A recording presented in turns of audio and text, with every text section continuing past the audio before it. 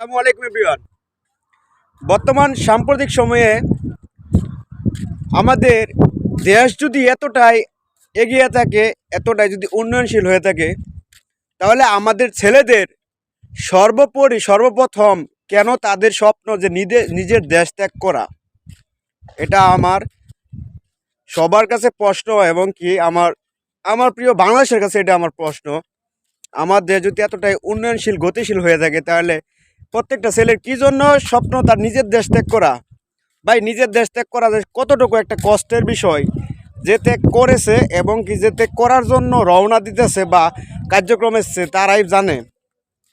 দেখেন, আমাদের এই দেশ নিজের দেশ ত্যাগ না করে করবেটা কি? কারণ যে আমাদের দেশে যে অবস্থা আর কি, যে অবস্থাটা আর কি বর্তমান সময়ে দেখেন, আমরা ছোটোবেলা স্বপ্ন দেখতাম যে লেখাপড়া করিয়া ভালো কিছু একটা জব করব, ভালো কিছু একটা প্রতিষ্ঠিত হব। কিন্তু এখনকার মনে করেন যে বর্তমান পরিস্থিতি এমন এসে দাঁড়াইছে যে নিজের দেশ ত্যাগ করাটাই এখন বর্তমান সময়ের যে স্বপ্ন, এবং কি মানে এটাই স্বপ্ন প্রতিটা ছেলেমেয়ের।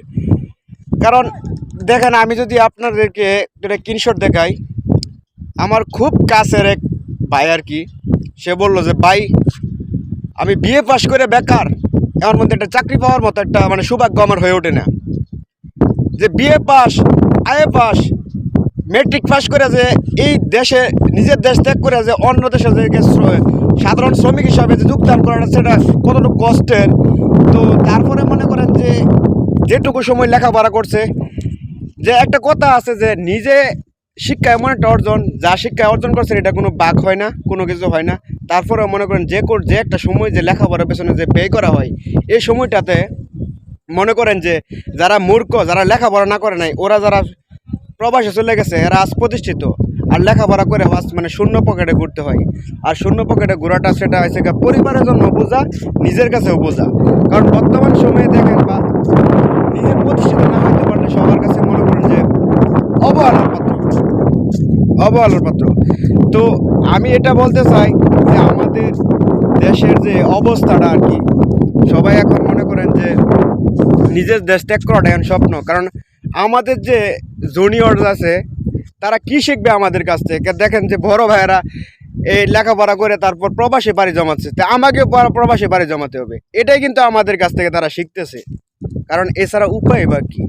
আর এখানকার সময়ে দেখতেছি আমি যে বর্তমান সময়ে যারা প্রবাসে যাইতেছে বা যাওয়ার জন্য তারা করতেছে, একদম মনে করেন যে যাদের এখনও মনে করেন যে সেরকম প্রাপ্ত বয়স হয় নাই, তারপর প্রবাসের খাতার মাঝে নাম লেখাতে তারা বাধ্য। কী করবে? এছাড়া করার নাই কিছু, লেখাপড়া করার মাঝেও কোনো কিছু নেই না। অনেক অনেক হাজার হাজার যুবক যারা লেখাপড়া করে আজ ব্যর্থ। যে ভাই, লেখাপড়ার মতো লেখাপড়া করলে তো আপনার জন্য চাকরি তারা হয়েছে। দেখেন আমাদের মধ্যবিত্তের জন্য কী রয়েছে, আমাদের মধ্যবিত্তের জন্য কী রয়েছে? চাকরি তো রয়েছে।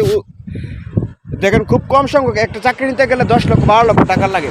এতটুকু লেখাপড়া করে তারপরে এত 10 লক্ষ 12 লক্ষ টাকা দিয়ে চাকরি কি করা কি সবার দ্বারা কি সম্ভব? সবার দ্বারা সম্ভব? তো আমরা শুধু মুখে মুখে বলি যে আমাদের দেশটা এত উন্নয়নশীল, কিন্তু আসলে কিন্তু কার্যক্রমে কিন্তু আমাদের দেশ একদম পিছিয়ে আছে।